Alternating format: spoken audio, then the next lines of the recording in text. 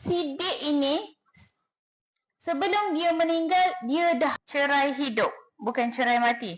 Ni dah bercerai dengan isteri yang pertama dan isteri yang kedua pun dah cerai juga. Cerai hidup juga. Berapakah nilai untuk bahagian faraid untuk isteri yang ketiga ini? Adakah 1/8 tadi? Okey, saya belum buat lagi. Dia ada berapa orang anak? Katakanlah dengan isteri yang pertama dia ada 3 orang anak lelaki. Yang ni dia ada 2 orang anak perempuan. Yang ni dia ada 1 orang anak lelaki. Anak-anak dia ada dan dia ada isteri tapi isteri ni dah cerai hidup, dah habis iddah. Habis iddah, dah tak ada. Ni pun dah habis iddah juga, habis iddah. Iddah dah tak ada. Okey, berapakah bahagian untuk isteri si D ini? Okey, saya akan buat pengiraan seperti ini tuan-tuan dan puan-puan. Isteri pertama dapat ke? Tidak. Isteri pertama tak dapat. Isteri kedua dapat ke? Tak dapat sebab dah cerai, dah habis iddah. Dah habis iddah. Okey, isteri ketiga?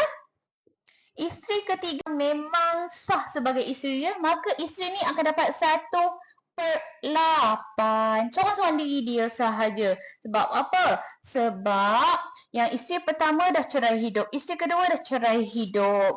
Dan untuk pengiraan faraid, dia ada berapa orang anak lagi?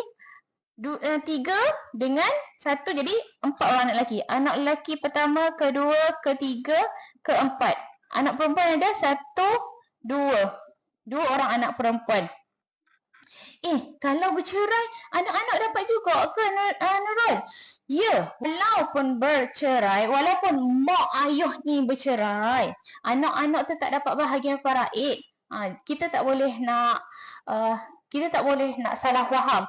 Bila cerai je anak-anak tak dapat. Tak, bukan gitu. Bukan.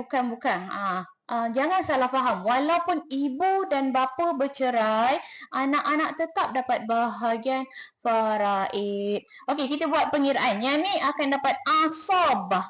Asabah saya buat A iaitu asabah. Dan kat sini adalah 8. Yang ni tak ada. Yang ni 1. Yang ni adalah 7. Bahagian untuk anak lelaki 2 bahagian. Kita semua dengar. 2. Ni 1. Bila tambah 2 tambah 2 tambah 2 tambah 2, 8, 9, 10. Kat sini 10. Jadi 7 dah boleh nak bagi dengan 10, kita kena darabkanlah kat sini. 8 darab dengan 10 jadi 80. Okey, untuk isteri pertama tak ada, isteri kedua tak ada sebab dah bekas isteri. Yang ni 1 darab dengan 10 jadi 10 kat sini. Untuk anak lelaki 2 darab dengan 7 jadi 14. Anak lelaki pertama 1, 2, 3, 4. 1, 2, 3, 4. 4 orang anak lelaki dapat 14. Untuk anak puan 1 darab dengan 7 jadi 7. Ni 7. Bermakna untuk isteri dapat 80.